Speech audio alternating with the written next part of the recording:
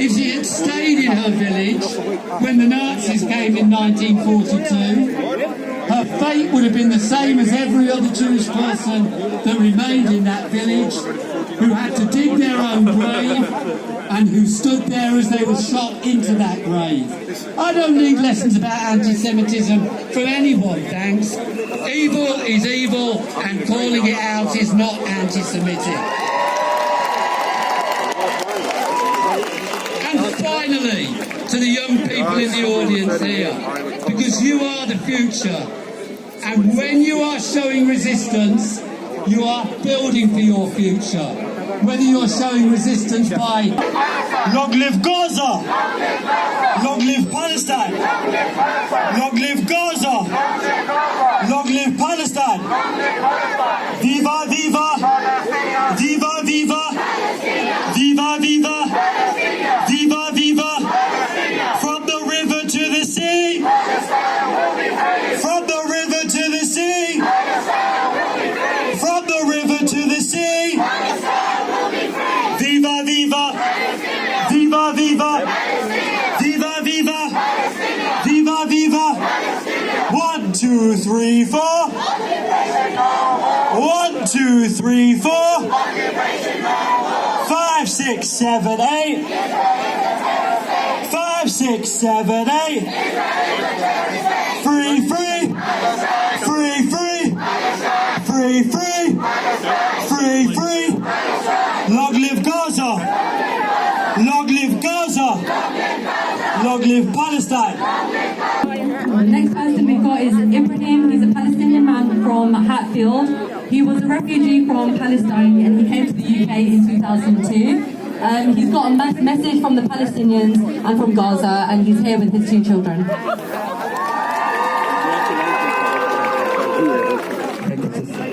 Assalamu alaikum wa rahmatullahi wa barakatuh, everybody. I have a message for you from Gaza. When we done the protest last week, we sent all the videos to Gaza and everybody showed it. They loved it. And they say, we don't care for the rockets, we don't care for the weapons, we don't care for anything they will gonna do to us, as long you are doing these protests and you make their voice to reach everywhere.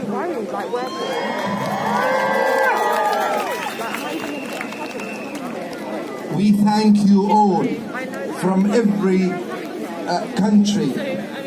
Like Palestine, yes, maybe it's for Palestinian, but we have the Bangladeshi community, which I am proud of, the Pakistani community,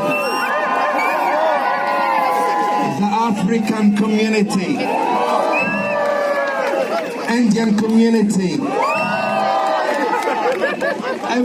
From everywhere we have a support from all over the world, and we are so proud we come together to make the voice of Gaza, of Palestine, to go loud for everybody to hear it. We are so proud of our youngsters who will carry the message and will make our voice reach, and they will gonna work for you to come and live in, for you to come and enjoy, for everybody, Christians, Muslim, Jew, anybody, it's welcome to Palestine. Palestine 1927, we had an airport, we had a train, we had education system, we had a hospital system, we very educated people, we welcome everybody, and we so proud you are helping us. We so proud you making our voice loud. We don't care what's gonna happen for us there, as long you stand together and make our voice reach. My son will gonna deliver a small message.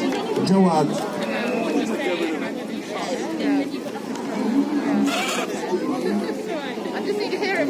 I am Palestinian. I will never forget Palestine.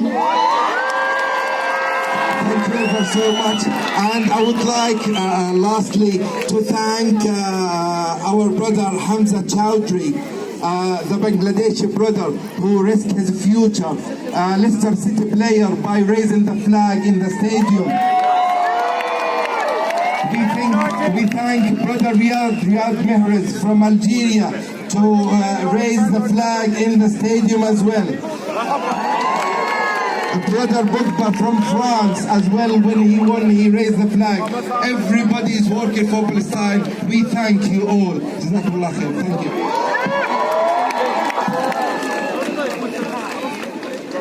What do we want? What do we want? We do want it! Free, free! Free, free! Free, free! Free, free! 1, 2, 3, 4! 1, 2, 3, 4! So much, Ibrahim. The next speaker is David Harold from the Hatfield Palestinian Trauma Centre.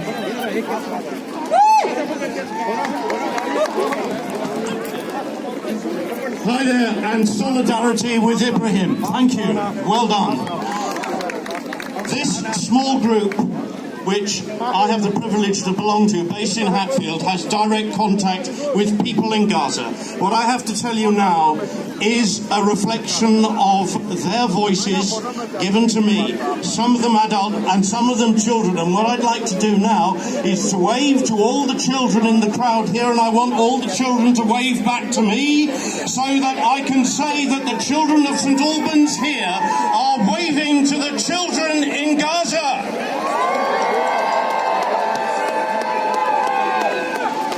Thank you. If we have one overpowering image to sum up the latest murderous assault on Gaza, it is the collapsing of tower blocks. It's already known as Gaza's 9/11.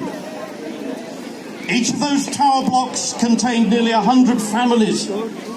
All of those families that survive are now displaced, all their belongings destroyed. Children are traumatized, parents suddenly impoverished, and the children, for weeks and months to come, are going to dread the coming of time.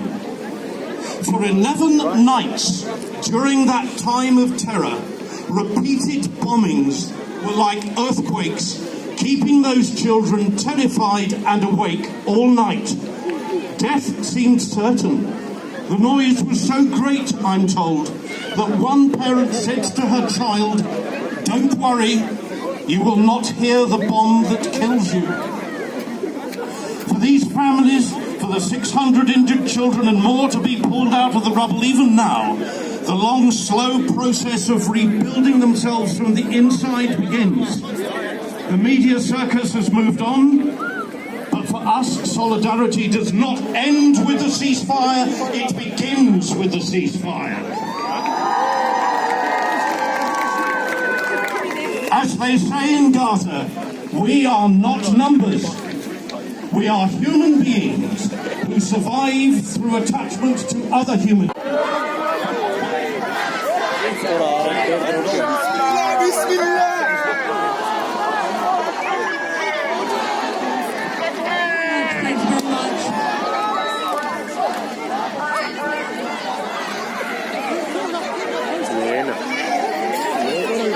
Speaker is Sabrina. She's a student. She's originally from Palestine and she lives in St. Albans.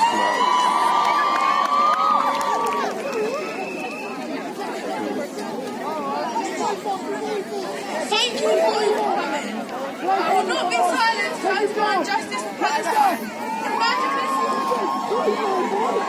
Imagine if you have to go to sleep, even your kids feeling traumatized. People in the media are hiding it. This is a genocide. I just want a kid to grow up so his parents and even go to school and experience genocide. We won't get this one. I wish I could do something about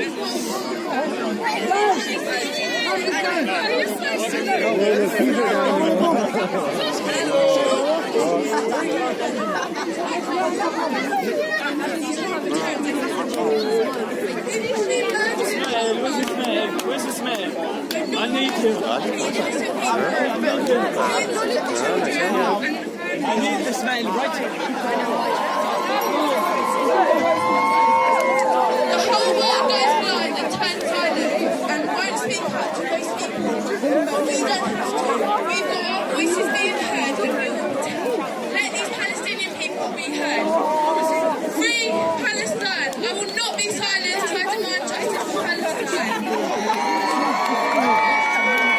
Free, free! Free, free! Free, free!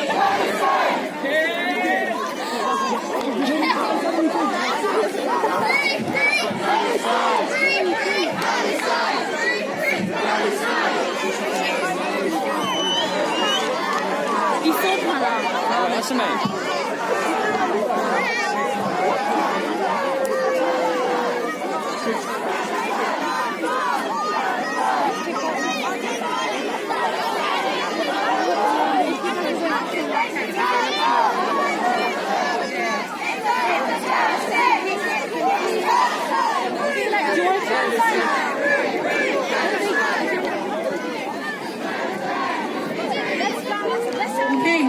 Free, free! Free, free! When I say long live Gaza, you say long live Gaza, then I'm going to say long live Palestine, and you say long live Palestine. Long live Gaza! Local MP from the Liberal Democrats, Daisy Cooper.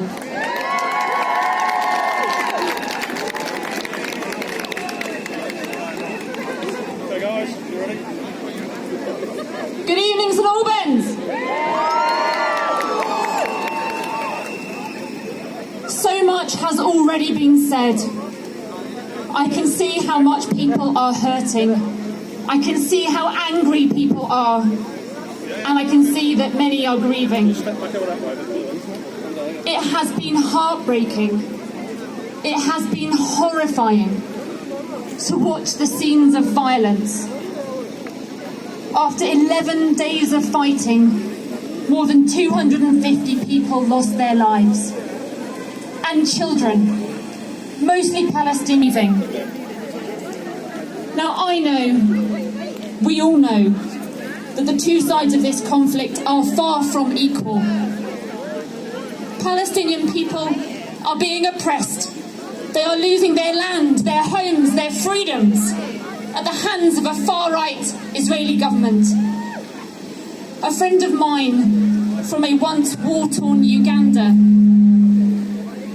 used to say to me, Daisy, when the elephants fight, it's the land that suffers. And haven't the people suffered? The most recent hostilities constitutes the worst fighting between both sides since 2014. Now we have a ceasefire, but it is so fragile.